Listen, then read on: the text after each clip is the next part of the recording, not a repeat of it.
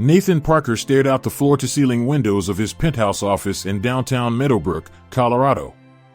The city stretched below him like a miniature model: buildings, streets, and people all under his gaze.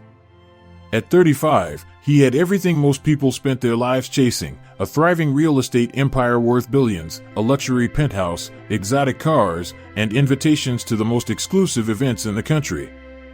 Yet as he stood there, watching raindrops begin to streak the glass, he felt nothing but emptiness. His assistant's voice broke through his thoughts. "Mr. Parker? The board is waiting in the conference room." And Ms. Woodward called again about finalizing the engagement announcement. Nathan nodded without turning around. "Tell them I'll be there in 5 minutes." Vanessa Woodward. Beautiful, sophisticated, and heir to one of the oldest banking families in Colorado. The perfect match on paper. Their engagement announcement was scheduled for next week, and the business pages were already calling it the merger of the year. As if their relationship was just another acquisition deal. Maybe that's exactly what it was. Nathan picked up the small, worn photograph hidden in his desk drawer. Himself at 19, arms wrapped around a laughing girl with warm brown eyes and wild curls. Sarah Collins. His first love. Before ambition took over. Before his mother convinced him that some people were stepping stones and others were destinations. "Mr. Parker?" His assistant appeared at the door again, concern etched on her face. Nathan tucked the photo away. "I'm coming." 3 hours later, he emerged from a meeting that had secured him another $50 million in investments. He should have felt elated. Instead, all he wanted was fresh air. The sky had darkened, and rain pounded against the pavement as he walked, his Italian leather shoes splashing through puddles. He didn't care. Thunder cracked overhead, and Nathan ducked under the nearest shelter, the awning of Meadowbrook General Hospital.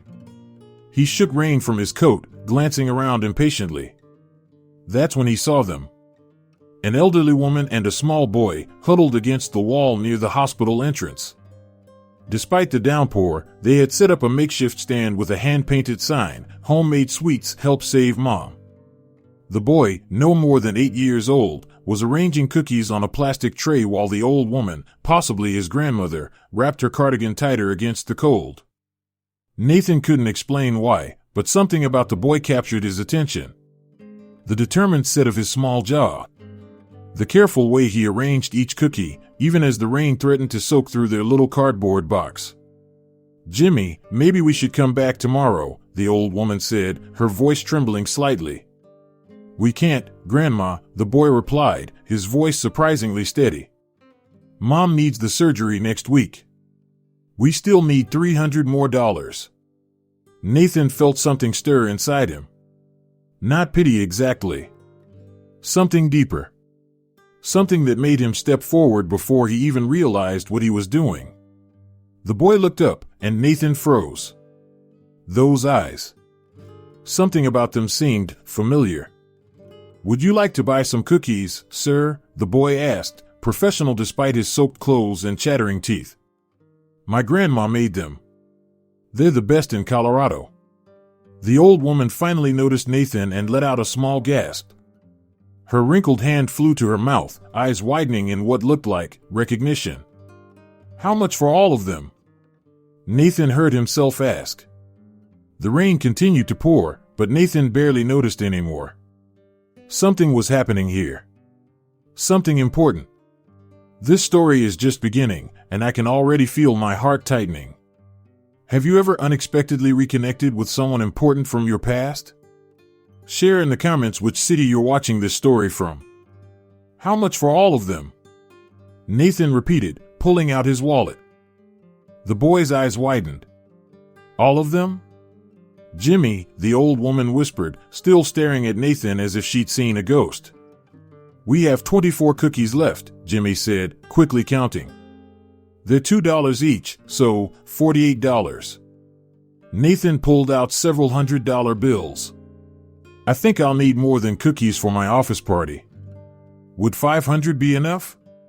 Jimmy's mouth fell open. $500? Are you serious, mister? Completely serious. Nathan handed the money to the boy, whose small hands trembled as he accepted it. Thank you so much. This means Mom can get her medicine this week too. Jimmy carefully packed all the cookies into a paper bag, his movements precise despite his excitement. As Nathan took the bag, his fingers brushed against the elderly woman's hand. She flinched, and a strange expression crossed her face. Is everything all right, ma'am? Nathan asked. Eleanor, she said quietly. My name is Eleanor Collins. And you have his eyes. I'm sorry? Nothing. She shook her head, suddenly looking every bit her age. Thank you for your kindness, Mr. Parker. Nathan Parker. At the mention of his name, Eleanor's face paled. She gripped Jimmy's shoulder tightly. Grandma, are you okay? Jimmy asked, concern replacing his excitement. Yes, dear. Just tired. She looked back at Nathan. Thank you again, Mr. Parker.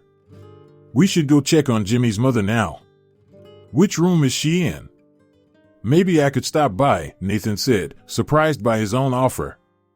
Something about this situation pulled at him, like a half-remembered dream. Jimmy replied before his grandmother could stop him. Room 516. Her name's Sarah. She's got a bad heart, but the doctors say they can fix it with a special operation. Jimmy, Mr. Parker is a busy man, Eleanor interrupted, shooting Nathan a look he couldn't quite interpret, fear mixed with something else. He was just being polite. Actually, I'd like to meet her, Nathan said. He couldn't explain the compulsion, even to himself. Eleanor seemed to struggle internally before finally nodding. Jimmy, go to the gift shop and buy that magazine your mother wanted. Use some of the money Mr. Parker gave us. Once Jimmy was out of earshot, Eleanor turned to Nathan. You don't recognize me, do you? Nathan studied her withered face. Should I? I was at your high school graduation. I watched you kiss my granddaughter goodbye before you left for college. The realization hit Nathan like a physical blow. Sarah Collins? Your granddaughter is Sarah Collins? Eleanor nodded, her eyes never leaving his face. She never told you, did she? Told me what? I haven't seen Sarah since I left for college. She just disappeared. Even saying her name brought back a flood of memories. Sarah's laugh, the way her eyes crinkled when she smiled, how she challenged him to be better than the privileged kid his mother wanted him to be. She's very sick, Mr. Parker. And Jimmy. Jimmy is Dash Grandma. I got Mom's magazine and some flowers. Jimmy came running back, clutching a bouquet of bright daisies. Eleanor closed her eyes briefly. We should go up now. Nathan followed them to the elevator, his mind racing. Sarah Collins. His first love. The girl he'd planned to propose to after his first year of college, before she vanished without explanation. The elevator doors opened on the 5th floor, and they walked silently to room 516. Nathan's heart pounded so loudly he was sure they could hear it. Eleanor opened the door slowly. Sarah, honey? We have a visitor. Nathan stepped into the room and froze. The woman in the hospital bed bore little resemblance to the vibrant girl in his memories.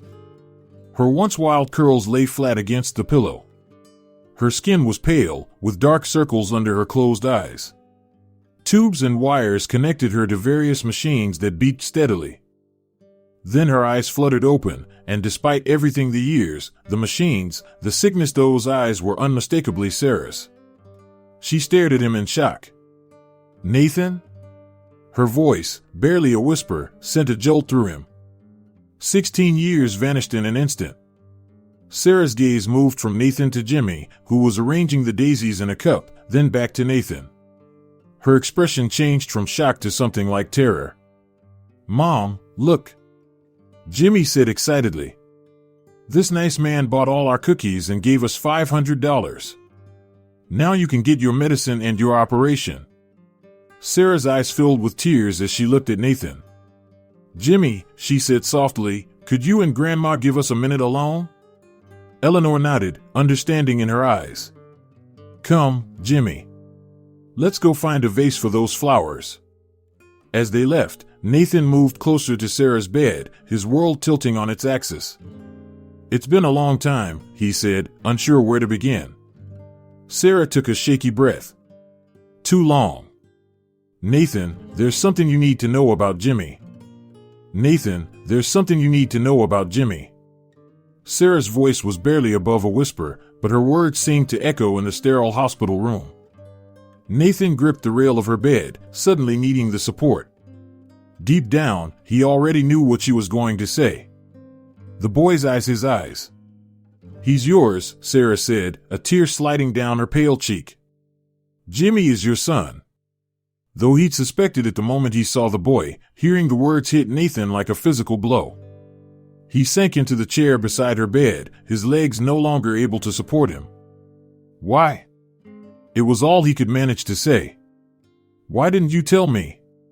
Sarah closed her eyes briefly. I tried, Nathan. I wrote you letters, so many letters. I called your dorm room. I even went to your campus once, but your roommate said you were away for the weekend. I never got any letters, Nathan said, his voice hollow. Not one call. You just disappeared. The crushing weight of lost years, his son's first steps, first words, first day of school, all moments he would never get back, pressed down on him. Your mother, Sarah said quietly. When I told her I was pregnant, she said you were destined for greatness, that a baby and a girlfriend from the wrong side of town would ruin everything you'd worked for. Her voice broke. She promised to give you my letters after you finished college, but I guess she never did. Nathan stood abruptly, pulling out his phone. He dialed a number he rarely used anymore. His mother answered on the third ring. Nathan? What a surprise. I was just discussing the engagement announcement with Dash. Did you hide Sarah's letters from me? He interrupted, his voice tight with controlled rage. The silence on the other end was all the confirmation he needed. Nathan, you must understand, his mother finally said, her tone cool and defensive. That girl would have destroyed everything we'd built. You were the first Parker to attend an Ivy League school. You had a future. She was pregnant, for God's sake. She was carrying my child. His voice rose despite his efforts to control it. You had no right, Dash. I had every right to protect my son from making a terrible mistake, she cut in. And look at you now. You're about to marry into the Woodward family. You've built an empire. Would any of that have been possible if you'd been saddled with a baby at 19? Nathan ended the call without responding, his hand shaking with fury. When he turned back to Sarah, she was watching him with those same brown eyes he'd once gotten lost in. I'm so sorry, he said, his voice breaking. If I had known, Dash, would it really have changed anything? Sarah asked gently. Your mother wasn't wrong, Nathan. You had dreams, ambitions. And look at what you've accomplished. At what cost? He ran a hand through his hair, the reality of what he'd lost crashing down on him. I have a son I never knew existed. I missed 8 years of his life. Sarah reached out, her thin hand touching his. Jimmy is an amazing kid. Smart, kind, stubborn just like his father. A small smile touched her lips. He builds these incredible structures with his blocks. Always talking about how he'll build skyscrapers someday, just like in the magazines. Nathan's throat tightened. Does he know about me? Sarah shook her head. I told him his father was someone special who couldn't be with us. I never wanted him to feel abandoned. She paused. Eleanor was the one who convinced me to leave town. She thought it would be easier for everyone. The door opened, and Jimmy burst in, followed by a weary-looking Eleanor carrying a glass vase with the daisies. Mom. The nurse showed me your heart on the monitor. It goes beat beat beat really fast when you laugh. Jimmy climbed carefully onto the edge of the bed. Nathan watched his son chattering excitedly to Sarah. The boy had his jawline, his eyes, even the same cowlick at the crown of his head. How had he created this perfect little person and not known? Eleanor set the flowers down, her eyes moving between Nathan and Sarah, understanding the conversation that had just occurred. "Jimmy," Eleanor said, "why don't we go to the cafeteria and get some hot chocolate? Let your mom rest a bit." After they left, Nathan moved closer to Sarah's bed. "How bad is it? Your heart?" Sarah's expression grew serious. "Without the surgery, I have maybe 2 weeks. It's a rare condition, hereditary, actually. There's a chance Jimmy might develop it too. The surgery will fix it, right?" Nathan asked, desperate for reassurance. "If I can get it in time. It's experimental, expensive, way beyond what insurance will cover." She managed a weak smile. "That's why we were selling cookies. Jimmy's idea." Nathan made a decision in that moment. "I'm going to help you, Sarah. Whatever it takes." "Nathan, I don't want your charity dash." "It's not charity," he interrupted firmly. It's me finally doing what I should have been doing for the past 8 years. Being there for my family." The word family hung in the air between them, powerful and transformative. Sarah steadied his face. "You've changed." "Not enough," Nathan replied honestly. "But I'm going to. Starting now." Nathan found Eleanor in the hospital cafeteria, sitting across from Jimmy, who was happily devouring a chocolate pudding cup. The elderly woman looked up as he approached, her expression guarded. "Jimmy, honey," Eleanor said gently, "why don't you go ask the nice lady at the counter for another pudding? Tell her it's for your mom." Once Jimmy was out of earshot, Nathan slid into the seat across from her. "Why didn't you ever tell me?" His voice wasn't accusing, just pained. Eleanor's withered hands wrapped around her coffee cup. "Would you have stayed, given up Princeton, if you'd known?" The question hit Nathan like a punch to the gut. Would he have? At 19, drunk on ambition and his mother's expectations? "I'd like to think I would have," he finally said. "But you're not sure?" Eleanor nodded, as if confirming something she'd long believed. "That's why Sarah left. She didn't want to be the reason you gave up your dreams." "That should have been my choice," Nathan insisted. Eleanor's eyes, sharp despite her age, pierced through him.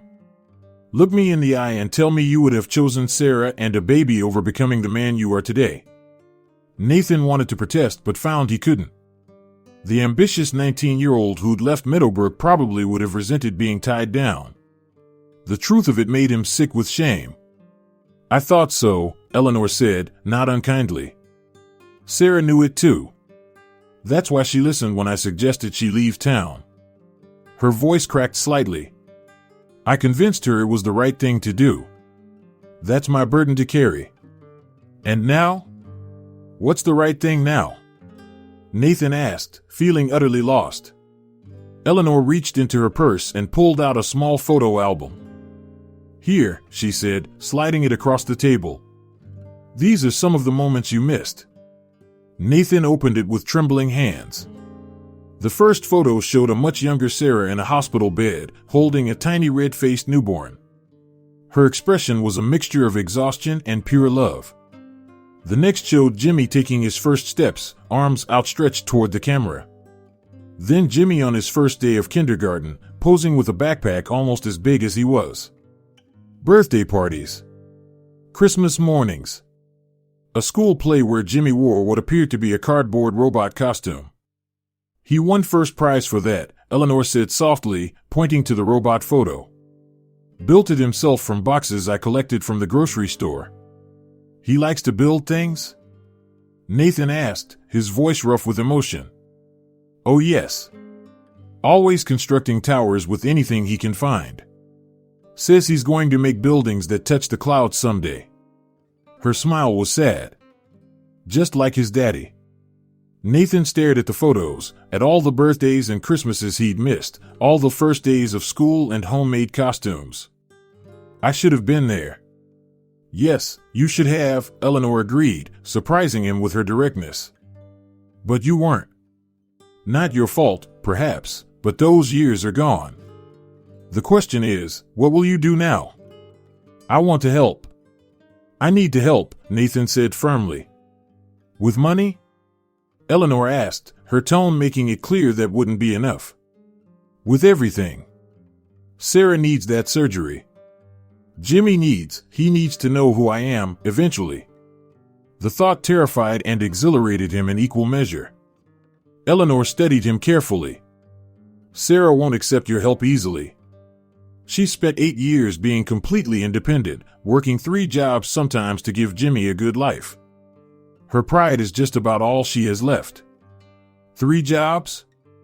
Nathan echoed, the image of Sarah is Sarah exhausting herself while he built his empire, making him feel hollow inside. Waitressing mornings, bookkeeping afternoons, and online customer service at night after Jimmy was asleep. Eleanor's voice held both pride and sorrow. Never complained, not once. Always had a smile for Jimmy, no matter how tired she was. And her heart condition? Probably made worse by the stress and exhaustion, Eleanor admitted. She ignored the symptoms for years. By the time she collapsed at work last month, the damage was severe. Nathan closed the photo album, his decision made. I'm going to make this right. Whatever it takes. Eleanor reached across the table and placed her wrinkled hand over his. Let me tell you something I learned too late, Nathan. The mansions we build mean nothing if there's no one to share them with. My husband died alone in our perfect house while I was at a charity gala, trying to impress people whose names I can't even remember now. Tears glistened in her eyes. Some mistakes can't be undone. Jimmy returned with the pudding cup, and the conversation halted. The boy looked between them curiously. Is everything okay? He asked. Nathan looked at his son, this miracle he'd had no part in creating but who somehow had his eyes, his jawline, his dreams of building skyscrapers. Yes, he said, meaning it for perhaps the first time in years. Everything is going to be okay. Nathan spent the night researching Sarah's condition, making calls to specialists across the country despite the late hour. By morning, he had a plan. He strode into the hospital with newfound purpose, stopping at the nurse's station on Sarah's floor. I'd like to speak with Dr. Reynolds about Sarah Collins, he said to the charge nurse. Are you family? She asked, giving him a once-over that took in his expensive suit and polished shoes. Yes, Nathan answered without hesitation. I'm Jimmy's father.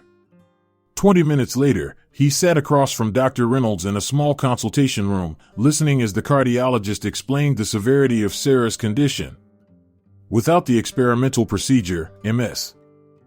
Collins has approximately 2 weeks before her heart fails completely, Dr. Reynolds said, his voice clinical but not unkind.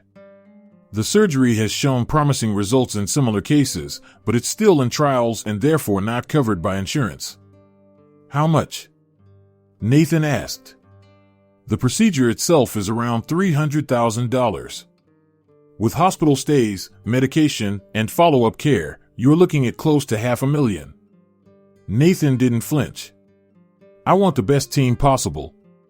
Whatever the cost. Dr. Reynolds studied him. Miss Collins mentioned she couldn't afford even the basic treatment. May I ask what's changed? Everything, Nathan replied simply. He left the doctor's office and headed straight to Sarah's room. She was sitting up in bed, some color returned to her cheeks, watching Jimmy draw at a small table nearby. She looked up when Nathan entered, surprise flickering across her face. You came back, she said softly. I'm not going anywhere, he replied, then glanced at Jimmy. Hey buddy, could I talk to your mom alone for a minute? Jimmy looked between them suspiciously but nodded when Sarah gave him an encouraging smile. I'll go show Grandma my drawing, he said, gathering his papers. Once Jimmy left, Nathan pulled a chair close to Sarah's bed. I spoke with Dr. Reynolds. I'm arranging for your surgery. Sarah's eyes widened.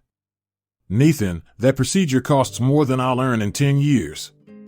I don't care about the cost. Well, I do. Her voice rose slightly before she controlled it. I can't accept that kind of charity. It's not charity, Sarah. Nathan ran a hand through his hair, frustrated. It's my responsibility. Jimmy is my son. You're his mother. Let me do this. Sarah's eyes flashed with a spark of the fire he remembered. Your responsibility? For 16 years, I was invisible to you. Now suddenly you want to swoop in and play hero? That's not fair, Nathan countered. I didn't know about Jimmy. If I had Dash, you would have what? Sarah challenged. Given up Princeton? Your family connections? All those plans your mother had for you? Nathan fell silent, Eleanor's similar question from the day before haunting him. Sarah's expression softened. I'm sorry. That wasn't fair either. I know you didn't get my letters. She sighed deeply. But you can't just appear with your checkbook and expect everything to be fixed. I'm not trying to fix the past, Nathan said quietly. I'm trying to make sure you have a future. For Jimmy's sake. And yes, for mine too. He reached for her hand, hesitantly. Let me do this, Sarah. Please. Sarah looked down at their joined hands. I built a life without you, Nathan. It wasn't rich or glamorous, but it was ours, mine and Jimmy's. I never took handouts, never asked for help, even when we barely had enough to eat. And now? Nathan asked gently. Now I'm terrified, she whispered, a tear slipping down her cheek. Not of dying, but of leaving Jimmy. He deserves so much more than 8 years with a mother. Nathan squeezed her hand. Then let me help. Not because I pity you or because I feel guilty, though God knows I do, but because it's the right thing to do. Because I want the chance to know my son. Because I want you to live, Sarah. Before she could respond, the door burst open and Jimmy ran in, followed by Eleanor. Mom. I drew our house. And look, I put Mr. Parker in it too. Jimmy held up his drawing proudly. It showed a simple house with 4 stick figures, a small boy, a woman with curly hair, an elderly woman, and a tall man in what appeared to be a business suit. Sarah's eyes filled with tears as she looked at the drawing, then at Nathan. Jimmy, honey, that's very nice, but Mr. Parker doesn't live with us. He could visit though, right? Jimmy asked hopefully. He likes my cookie designs. I told him I'd show him how to make the chocolate swirl ones. Nathan felt something crack inside his chest, a wall he'd built around his heart long ago. I'd like that very much, Jimmy.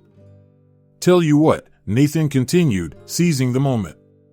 While your mom gets better, how about I help you with your homework? Your grandma mentioned you have a science project? It's about the human heart. Jimmy exclaimed. We have to build a model.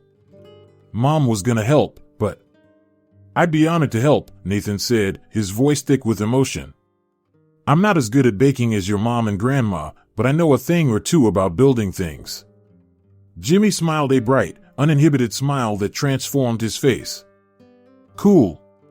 Sarah watched them, her expression a complex mixture of hope, fear, and something like wonder.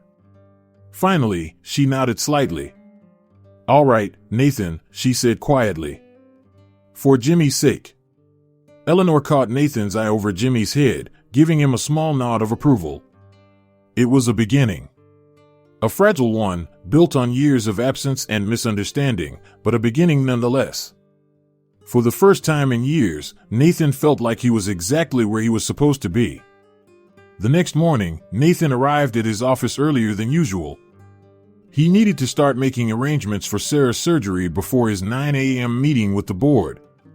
He'd barely slept, his mind racing with thoughts of Jimmy, Sarah, and the years he'd lost. His assistant looked surprised to see him. Mr. Parker, I wasn't expecting you until the board meeting. Ms. Woodward called 3 times yesterday.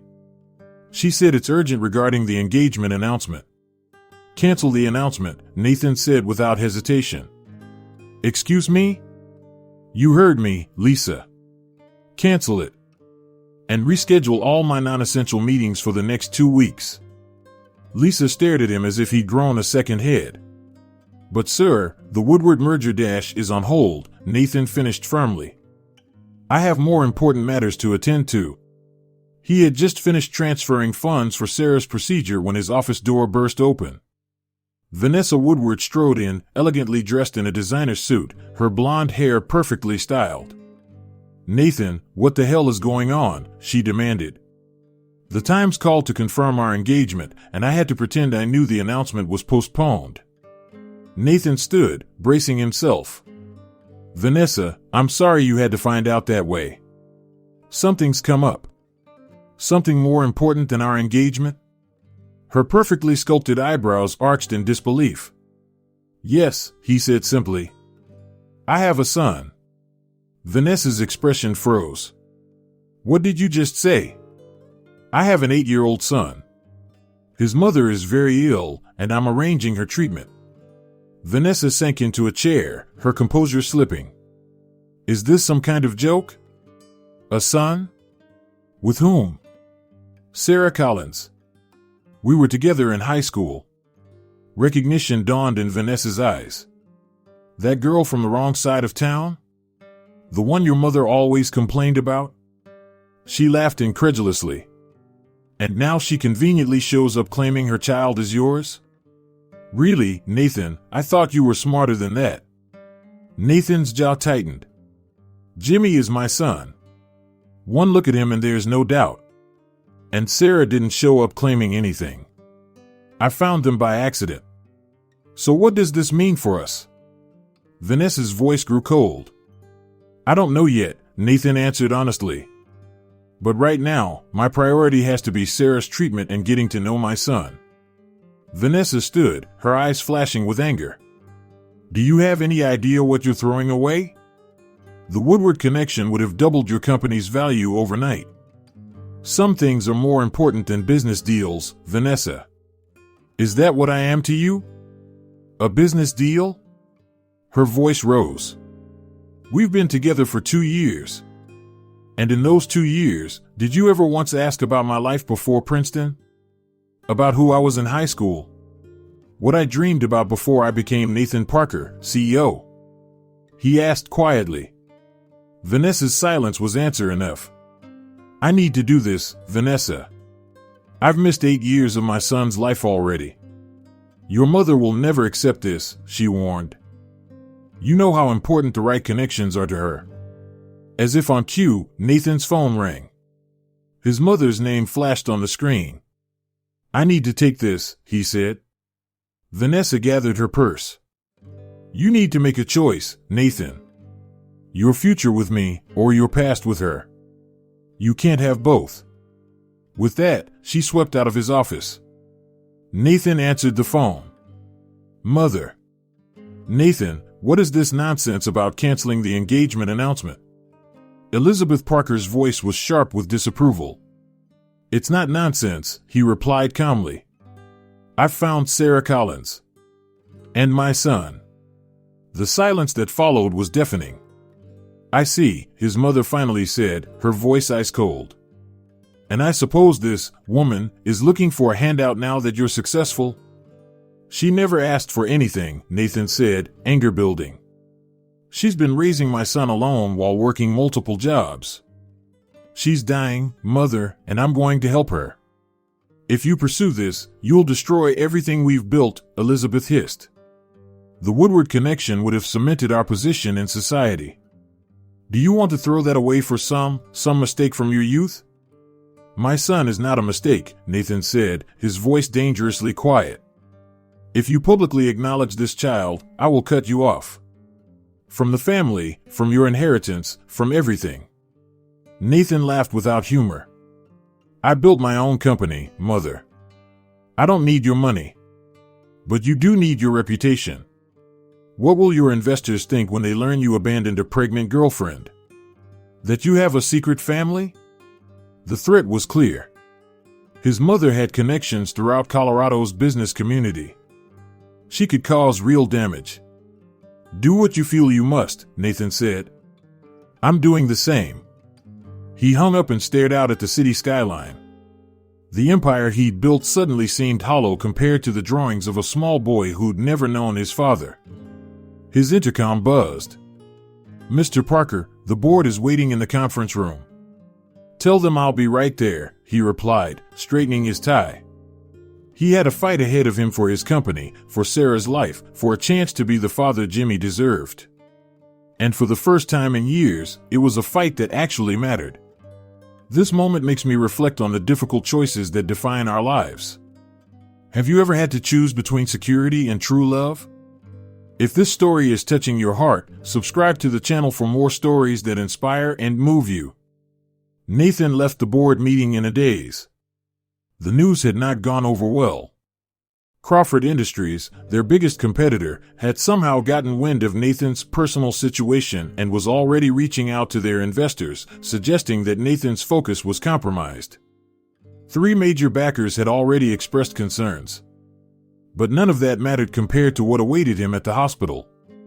As he stepped off the elevator, he saw Dr. Reynolds waiting for him, his expression grim. Nathan's heart sank. What's happened? Sarah is stable, Dr. Reynolds assured him quickly. But we've found something concerning in Jimmy's latest tests. Nathan felt his world tilt. Jimmy? What tests? Miss Collins asked us to check Jimmy as well, given the hereditary nature of her condition. The doctor led Nathan to a small consultation room. The initial results show early signs of the same cardiomyopathy. It's not critical yet, but he'll need monitoring and eventually treatment. Nathan gripped the edge of the desk to steady himself. Both of them, he whispered. How bad is it for Jimmy? With proper care and monitoring, he should be fine for several years. But eventually, he'll likely need similar interventions to what we're planning for his mother.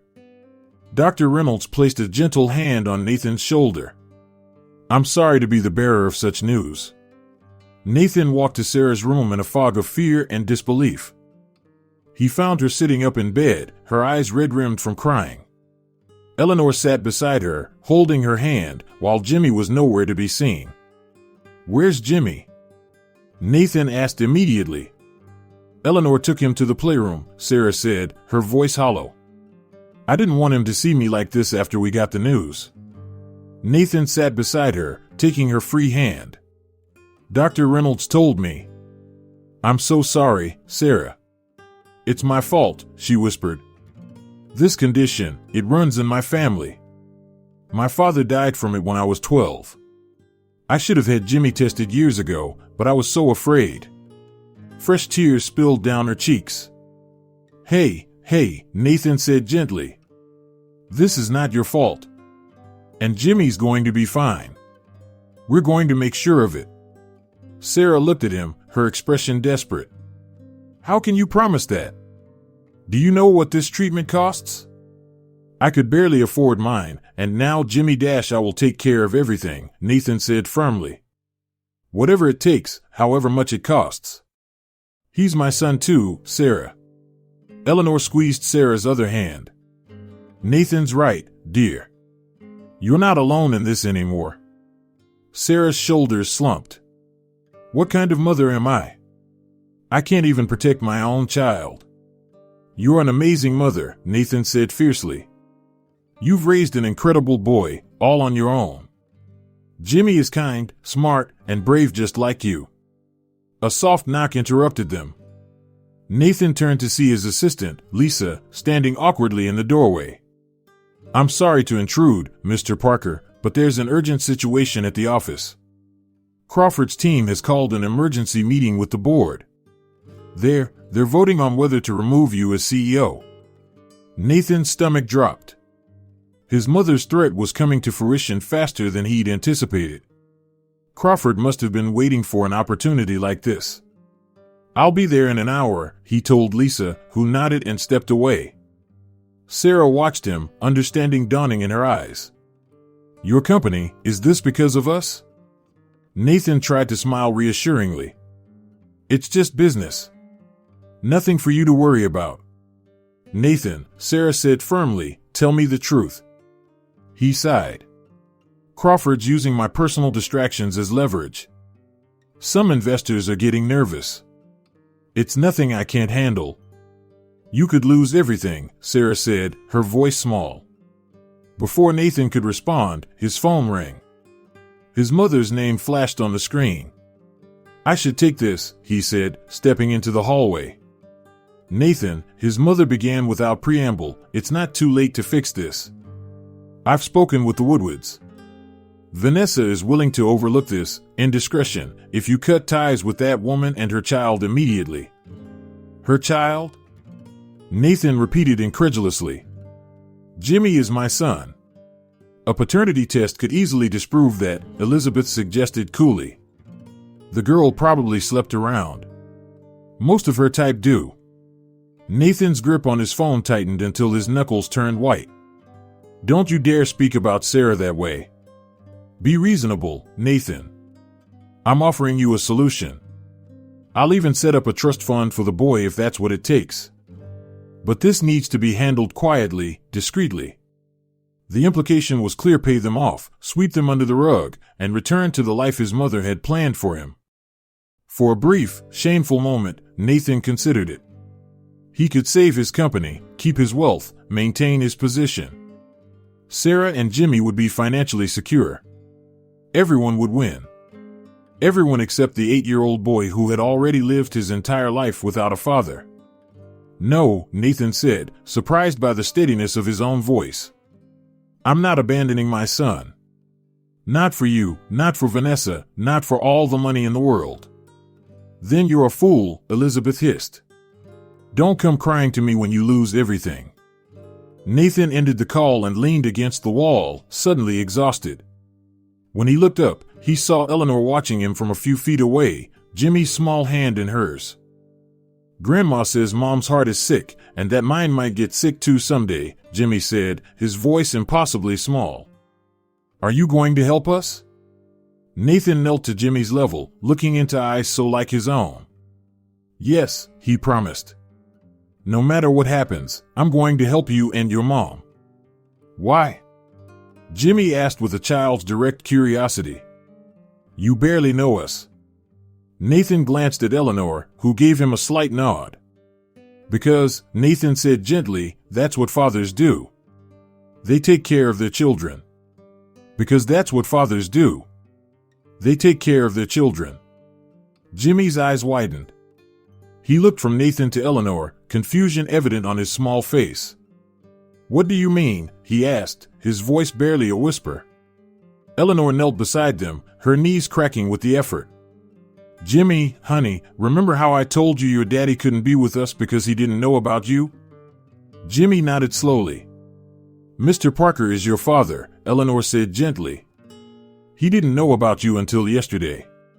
Your mom tried to tell him, but the messages never reached him. Jimmy stared at Nathan, his expression unreadable. You're my dad. For real? Yes, Nathan said, his voice rough with emotion. I'm your dad, Jimmy. The boy didn't rush into his arms as Nathan might have hoped. Instead, Jimmy took a step back, his small shoulders tensing. If you're my dad, where were you when Mom got sick the first time? Where were you on my birthdays? Each question hit Nathan like a physical blow. I didn't know, Jimmy. I swear to you, if I had known about you, I would have been there. Jimmy's eyes welled with tears. Mom cried at night sometimes. She thought I was asleep, but I heard her. Was she crying because of you? Nathan felt his own eyes burning. Probably, yes. And I'm so sorry for that. Before Jimmy could respond, a nurse appeared in the hallway. Miss Collins is asking for Jimmy, she said, glancing curiously at the tense scene. Jimmy ran toward his mother's room without looking back. Eleanor placed a weathered hand on Nathan's shoulder. Give him time, she said softly. 8 years is a lot to process. Nathan nodded, unable to speak past the lump in his throat. You should go to your meeting, Eleanor continued. We'll be fine here. The company doesn't matter, Nathan started. It does, Eleanor interrupted firmly. You'll need those resources to help Sarah and Jimmy. Don't throw everything away out of guilt. Nathan knew she was right. He squeezed her hand in silent thanks before heading to his car. The board meeting was as brutal as he'd expected. Thomas Crawford himself was there, sitting smugly at the far end of the conference table like he already owned the place. Gentlemen, ladies, Crawford addressed the board, it's clear that Mr. Parker's personal complications have compromised his judgment. The stock has already dropped 3 points since rumors began circulating. What Mr. Parker does in his private life is none of our concern, said Janet Michaels, one of the few board members still firmly in Nathan's corner. It is when it affects shareholder value, Crawford countered smoothly. And when it involves a CEO who apparently abandoned his pregnant girlfriend and is now being emotionally blackmailed.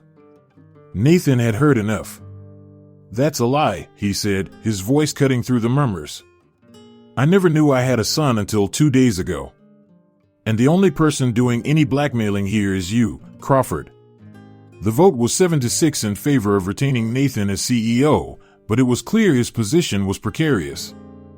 As he left the building, Crawford caught up to him in the parking garage. This isn't over, Parker, he said. Your little soap opera is going to sink this company, and when it does, I'll be there to pick up the pieces. Why do you care so much, Crawford? Nathan asked, suddenly curious. This feels personal. Something flickered in Crawford's eyes. Maybe I just can't stand watching a silver spoon brat like you get everything handed to him. When Nathan returned to the hospital that evening, he found Sarah's room transformed. The ceiling above her bed was now dotted with glow-in-the-dark stars arranged in constellations. Jimmy's surprise, Sarah explained when she saw Nathan's confused expression. He remembered how we used to look at stars from our apartment window when he couldn't sleep. I helped him reach the high spots, said a voice behind Nathan. He turned to see Claire, one of the night nurses, smiling as she checked Sarah's for. Thank you, Nathan said sincerely. No problem. Jimmy's a great kid, Claire replied before leaving the room. Nathan pulled a chair next to Sarah's bed. How are you feeling? Better, actually. Dr. Reynolds says the preliminary treatments are helping. They've scheduled the surgery for next week. Sarah studied his face. You look exhausted. Rough day at the office, Nathan admitted. Because of us, Sarah said, not a question. Because of people's narrow-mindedness, Nathan corrected. Nothing for you to worry about. Sarah reached for his hand. I never wanted to disrupt your life, Nathan. That's why I left in the first place. I know that now. He squeezed her fingers gently. But I'm glad I found you, even if it's not under ideal circumstances. Jimmy's confused, Sarah said, changing the subject. Eleanor told me she explained who you are. He's angry, Nathan said. He has every right to be. He'll come around, Sarah assured him. He's wanted a father his whole life, even if he's too hurt to admit it right now. The door opened, and Jimmy entered carrying a science textbook nearly half his size. He stopped when he saw Nathan, uncertainty written across his features. Hey buddy, Nathan said casually. That's a serious-looking book you've got there. It's my science project, Jimmy said hesitantly. About the heart. You said you'd help, but if you're too busy I'm never too busy for that, Nathan interrupted, meaning every word. Want to show me what you've got so far? Slowly, Jimmy moved closer, placing the textbook on the bed.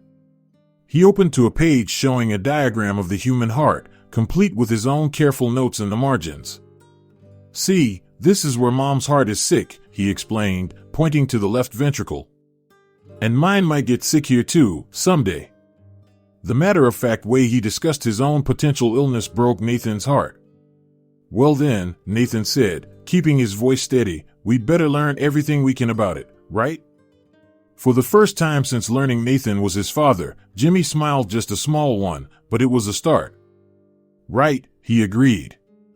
As they bent over the textbook together, Nathan caught Sarah watching them, tears shining in her eyes.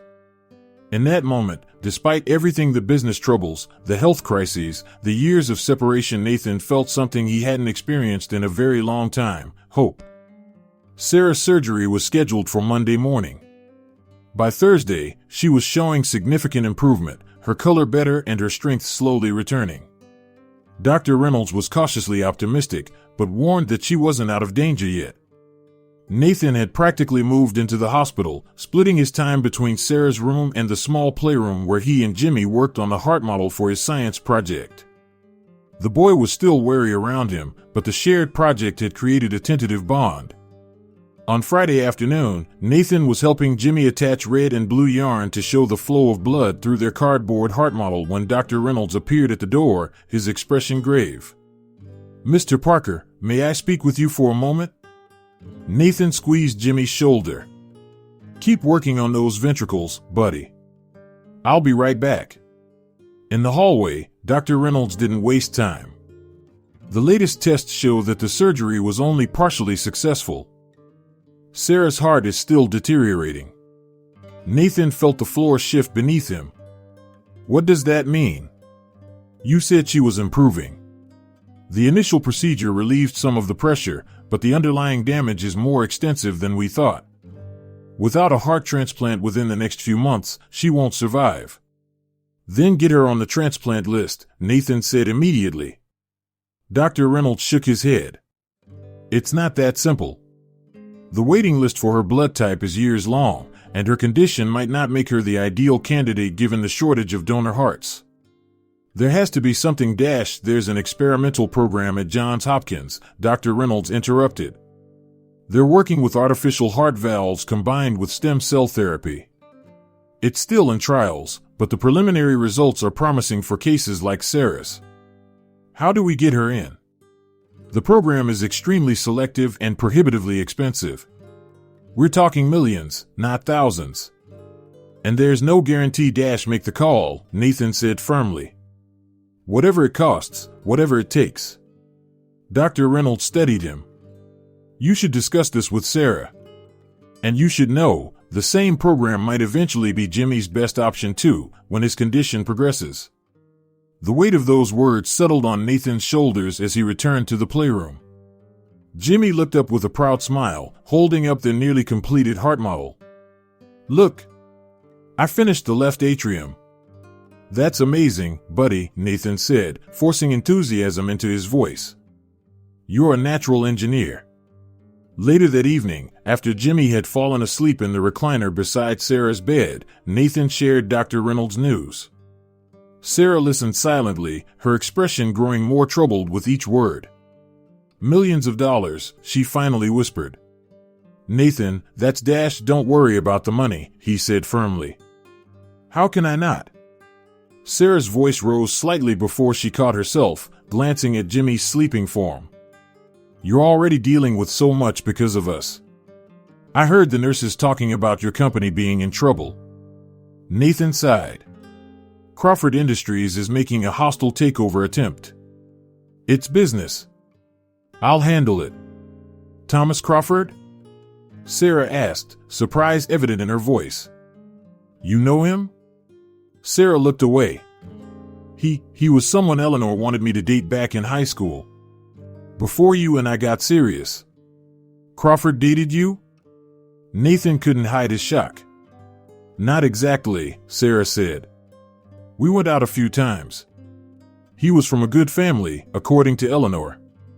But then I met you, and Crawford never forgave me for stealing his girl," Nathan finished, pieces suddenly falling into place. "That's why this feels so personal. It's not just business for him." Sarah nodded slowly. "When I told Eleanor I was pregnant, she called him first. She thought he might step in, marry me, claim the baby was his." "What happened?" Nathan asked, though he could guess. "He said he wasn't interested in raising another man's child." Sarah's voice was steady, but her eyes reflected old pain. "That's when Eleanor decided I should leave town. She didn't want people to know I was pregnant and alone." Nathan felt a surge of anger toward Crawford, toward Eleanor, toward his own mother, all the people who had conspired, intentionally or not, to keep him from his son. "I'm so sorry, Sarah." "Don't be. I made my choices." She looked at Jimmy with such love it made Nathan's chest ache. "And I'd make them all again for him." "What was your dream?" Nathan asked suddenly. "Before all this, before me, before Jimmy. What did you want to be?" Sarah's expression softened. A baker. I wanted to open a little bakery using my grandmother's recipes. That's why I taught Jimmy to make those cookies. She laughed quietly. Silly dream, I guess. It's not silly at all, Nathan said, reaching for her hand. It's beautiful. What about you? Sarah asked. Did building your empire make you happy? Nathan thought about his penthouse apartment, empty except for expensive furniture no one ever sat on. About business dinners where no one talked about anything real. About Vanessa, who had never once asked about his dreams. No, he admitted. I thought it would, but it never did. Sarah squeezed his hand. We've both had such different lives than we planned. Not all different paths are wrong ones, Nathan said, looking at Jimmy. Some just take longer to reach where we're meant to be. Sarah's eyes filled with tears. I'm scared, Nathan. Not for me, but for Jimmy. If something happens to me, nothing's going to happen, Nathan interrupted fiercely. We're going to fight this, and you're going to watch Jimmy grow up, graduate, build skyscrapers, whatever he wants to do. And if we can't afford this miracle treatment? Sarah pressed. Nathan hesitated, knowing what he was about to say would change everything. Then I'll sell everything. My company, my properties, all of it. You can't give up your whole life for us, Sarah protested. I'm not giving up anything that matters, Nathan replied, surprising himself with how much he meant it. The company, the money, none of it means anything compared to you and Jimmy. For the first time since he'd found her in the hospital, Sarah's smile reached her eyes, those same warm brown eyes he'd fallen in love with 16 years ago. And Nathan realized, with both wonder and terror, that he was falling in love with her all over again. Nathan arrived at the hospital Monday morning to find Sarah's room empty. Panic seized him until a nurse explained they'd taken her for additional tests. He found Eleanor in the waiting room, tension evident in her tired face. What's happening? He asked, sitting beside her. There were complications overnight, Eleanor said, her voice thin with worry. Her heart rate became erratic. They're running more tests to see if... She couldn't finish the sentence. Where's Jimmy? Claire took him to the cafeteria. I didn't want him to see the doctors rushing in when Sarah's monitors started alarming. Nathan ran a hand through his disheveled hair. He hadn't slept properly in days, dividing his time between the hospital and desperate attempts to save his company. Have you heard anything yet? Before Eleanor could answer, Dr. Reynolds appeared, his expression grave. Nathan and Eleanor stood simultaneously. The news isn't good, Dr. Reynolds said without preamble. Sarah's heart function has decreased significantly. The damage is accelerating faster than we anticipated. The transplant program, Nathan said immediately. You mentioned Johns Hopkins. I've already reached out to them, Dr. Reynolds replied. But given her current condition, they've declined to admit her to the trial. They don't believe she's strong enough for the experimental procedure. Nathan felt as though the floor had dropped out from under him. There has to be something else. There are a few other experimental programs, but they all have similar entry requirements. Dr. Reynolds' voice was gentle but firm. I'm sorry, Mr. Parker, but we need to prepare for the possibility that no, Nathan interrupted sharply. I'm not accepting that. There has to be another option. Eleanor placed a trembling hand on his arm. Nathan, perhaps we should no, he repeated, pulling away. I'm not giving up on her. I just found her again. I just found my son. Dr. Reynolds sighed. There is one possibility, but it's a long shot. Dr. Liu at Stanford is working with a new approach that might be suitable for patients in Sarah's condition. It's even more experimental than the Johns Hopkins program, with only 3 patients so far. Call him, Nathan said immediately. Whatever it costs. It's not just about money, Dr. Reynolds warned. There's significant risk involved, and given that Sarah has already been declined by Johns Hopkins, call him. Nathan's voice left no room for argument. As Dr. Reynolds walked away. Nathan's phone rang. It was Lisa, his assistant. "Mr. Parker, I'm sorry to bother you, but Crawford has called an emergency shareholder meeting for tomorrow. They're voting on the final takeover proposal. If you don't appear, the board will interpret it as abdication." Nathan closed his eyes briefly. "I'll be there." He ended the call to find Eleanor watching him. "The company?" she asked. "Crawford's making his final move," Nathan confirmed. "If I don't show up tomorrow, I lose everything." Eleanor's eyes were sad but understanding. "Perhaps it's time to consider your mother's offer." "What?" "Your mother called me this morning," Eleanor admitted. "She said she'd ensure Sarah gets the best care possible and set up a trust for Jimmy. All you have to do is step back. Let her handle things her way." Nathan stared at her in disbelief. "You mean pretend Jimmy isn't my son?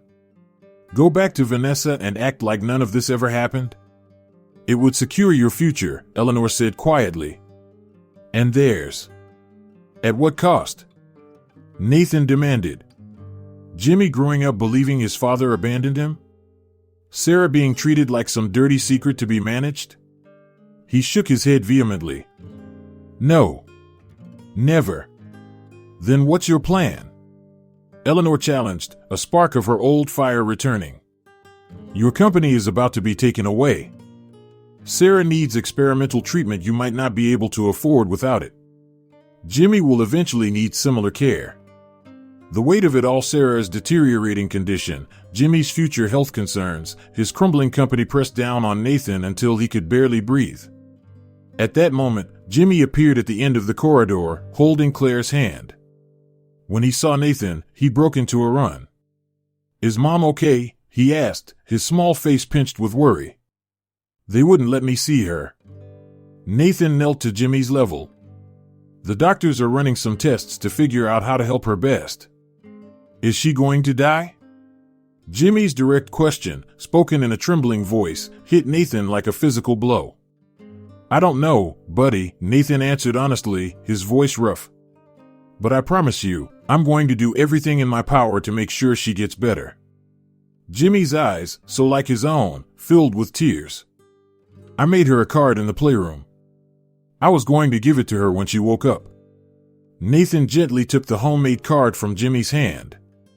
The front showed a carefully drawn heart, surrounded by stars like the ones they'd put on Sarah's ceiling. Inside, in a child's careful printing, were the words, "I love you to the stars and back, Mom. Please get better. Love, Jimmy." Something broke inside Nathan's chest. He pulled Jimmy into a tight hug, feeling the boy's small arms wrap around his neck. "I'm scared," Jimmy whispered against his shoulder. "Me too," Nathan admitted. "But we're going to face this together, okay? You're not alone anymore." Over Jimmy's head, Nathan met Eleanor's eyes. In that moment, he knew with absolute certainty that no amount of money or business success could ever matter more than this his son in his arms, trusting him to make things right. "I need to make some calls," Nathan said, standing up but keeping one hand on Jimmy's shoulder. "I might know a way to help Mom." As he walked away to find privacy for the calls he needed to make, Nathan felt calmer than he had in days. The path forward was suddenly clear. His company, his wealth, his reputation, none of it mattered compared to Sarah and Jimmy. He would give it all up in a heartbeat. And tomorrow, at Crawford's shareholder meeting, that's exactly what he planned to do. The Stanford specialist called back that evening with tentatively promising news. Dr. Liu believed Sarah might be a candidate for his experimental procedure, but she would need to be stabilized and transferred to California immediately for evaluation. When Nathan heard the estimated costs nearly $3 million for the treatment and related care, he didn't hesitate. "Make it happen," he told Dr. Reynolds. By morning, arrangements were underway. Sarah had stabilized enough for transfer, though she remained weak. Nathan sat by her bedside, explaining the plan. "Stanford?" Sarah whispered, her voice thin. "Nathan, that's across the country, and the cost is nothing compared to your life," he finished firmly. "The air ambulance will be ready tomorrow morning. Jimmy and Eleanor can fly commercial and meet us there. Sarah steadied his face. What aren't you telling me? Nathan hesitated. Crawford's final shareholder vote is today. If I miss it, I lose the company. Then go, Sarah urged. This can wait one more day. No, it can't. Nathan took her hand gently. Dr. Lou says every day matters now. Understanding dawned in Sarah's eyes. You're choosing us over your company. It's not even a choice, Nathan said simply. It never was. A soft knock at the door interrupted them. Jimmy entered, clutching his completed heart model. Mom, look. I finished it. Miss Claire helped me paint it. Sarah smiled weakly. It's beautiful, sweetie. Jimmy carefully placed the model on the bedside table, then climbed onto the chair beside Nathan. Dad helped me with the ventricles, he said casually. Nathan froze. It was the first time Jimmy had called him Dad. Sarah's eyes filled with tears as she looked between them. He did a great job, she managed to say. Jimmy nodded seriously. He said he used to build stuff with his dad too. And someday, we can build a real house together. Nathan cleared his throat, fighting back tears. That's right, buddy. Any kind you want. With a big backyard for Mom's garden? And a kitchen for her to make cookies? Absolutely, Nathan promised. As Jimmy chatted about his architectural plans, Nathan's phone buzzed with incoming messages, urgent calls from board members, from his lawyer, from Vanessa. He silenced it without looking. Later, as Sarah drifted off to sleep and Jimmy went with Eleanor to pack for California, Nathan slipped away to make one final call. Michaels, answered Janet Michaels, the board member who had stood by him. Janet, I won't be at the vote today. A heavy sigh. Then it's over. Crawford will take control. I know. But I need a favor. Nathan outlined his Plan A final play that would sacrifice his company but secure Sarah's treatment and Jimmy's future. You're giving up everything? Janet asked incredulously. Not everything, Nathan replied. Just the things that don't matter. The next morning, Nathan wore a simple button-down shirt rather than his usual designer suit as he entered the grand ballroom of the Meadowbrook Hotel, where Crawford had arranged his victory celebration to coincide with the shareholder vote. The room was packed with investors, media, and the city's elite. Crawford stood at the podium, confident smile in place. Ladies and gentlemen, today marks the beginning of a new era for Parker Industries, or should I say, Crawford Holdings. Murmurs rippled through the crowd as Nathan walked down the center aisle. Crawford's smile faltered. Parker. Didn't expect to see you here. Nathan approached the stage calmly. Mind if I say a few words before the vote? Crawford hesitated, then gestured magnanimously to the podium. By all means.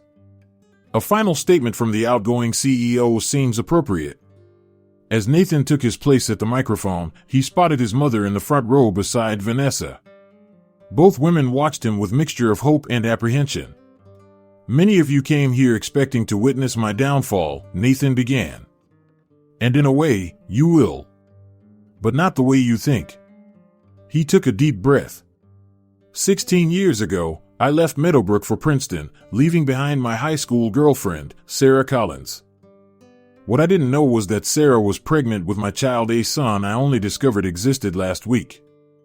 Gasps and whispers filled the room. Nathan continued, Sarah never told me because she wanted me to achieve my dreams. She raised our son alone, working multiple jobs, never asking for help. Now Sarah is critically ill and needs specialized treatment. Our son, Jimmy, has been diagnosed with the early stages of the same condition.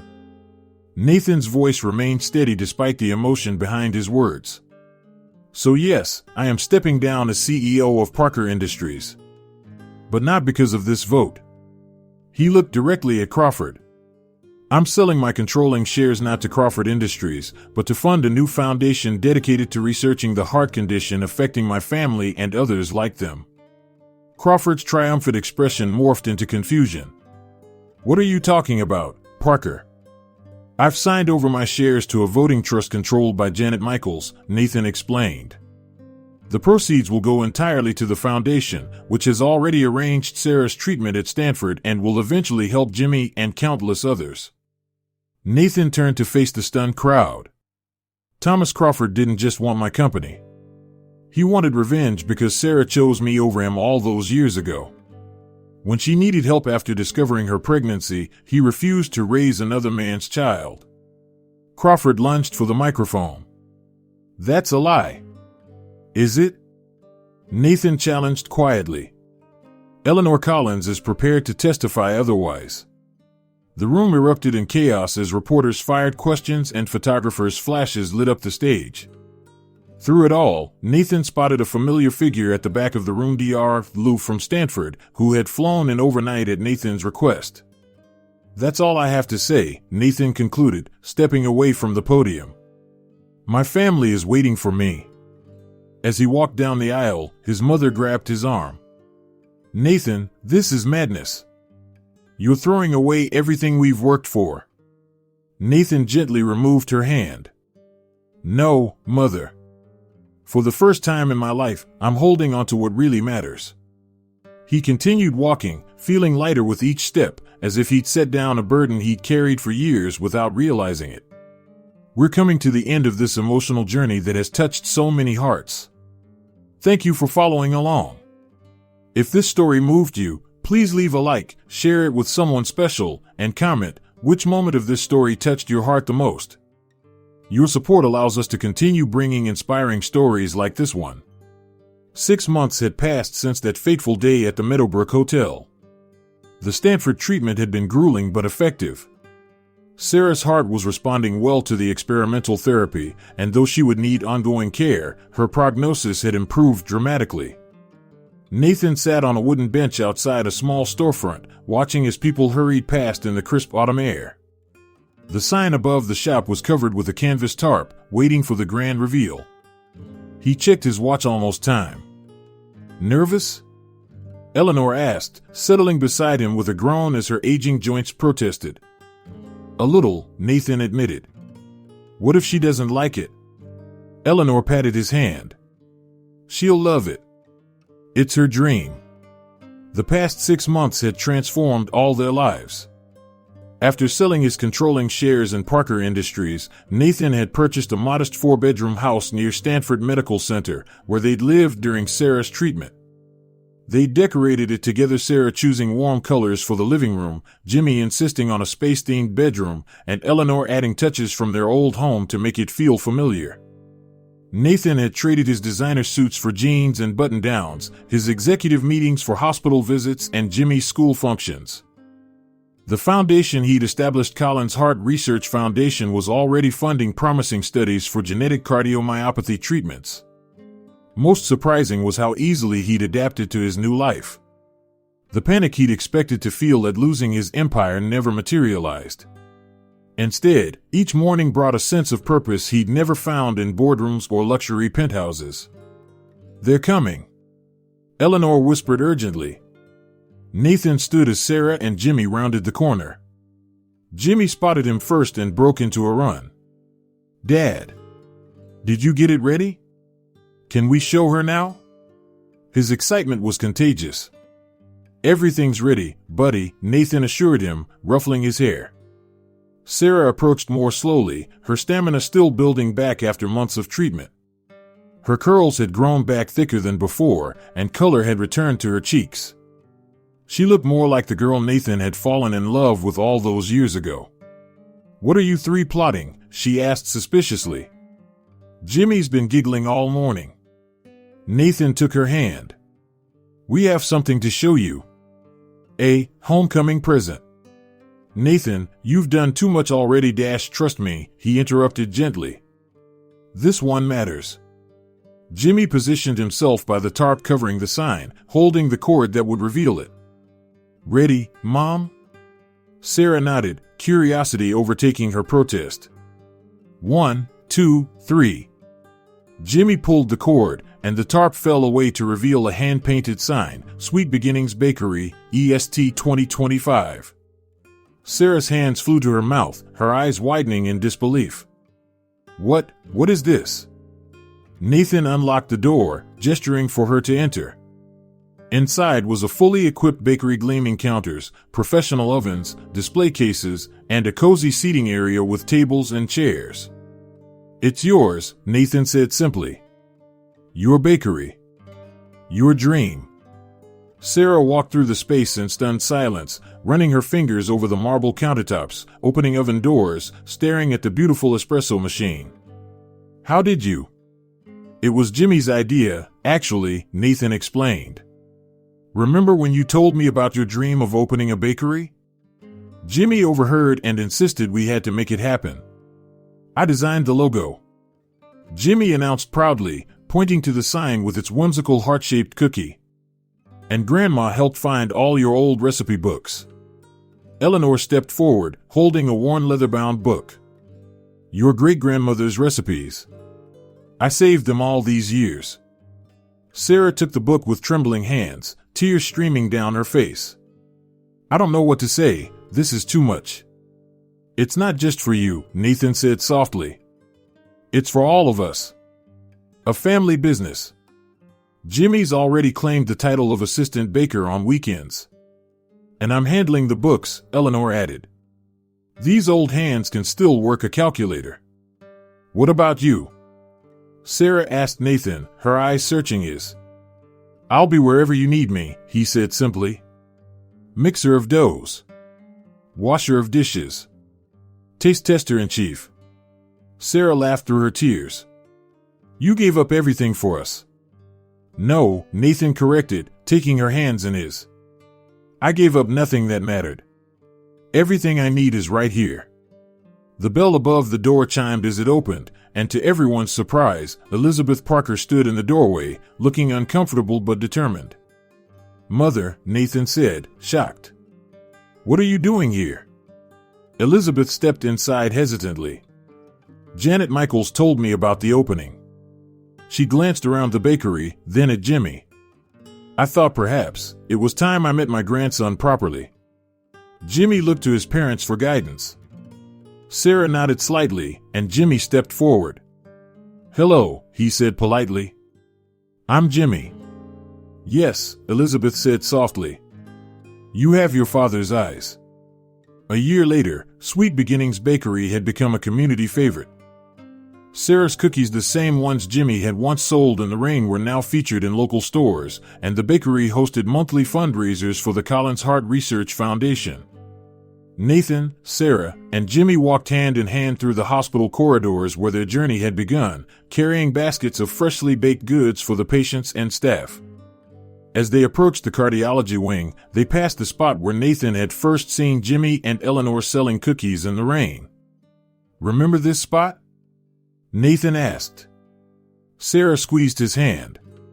How could I forget? It's where our lives changed forever. Jimmy looked up at them both. Do you think it was just luck? That Dad found us that day? Nathan and Sarah exchanged a look over their son's head. I think, Sarah said thoughtfully, that some people are meant to find their way back to each other, no matter how many years or miles separate them. Like stars, Jimmy added. They look separate, but they're really part of the same constellation. Nathan pulled his family close, marveling at how this small boy could see so clearly what had taken him years to understand. The true wealth in life wasn't measured in buildings owned or deals closed, but in moments like this, surrounded by love, purpose, and the sweet promise of new beginnings.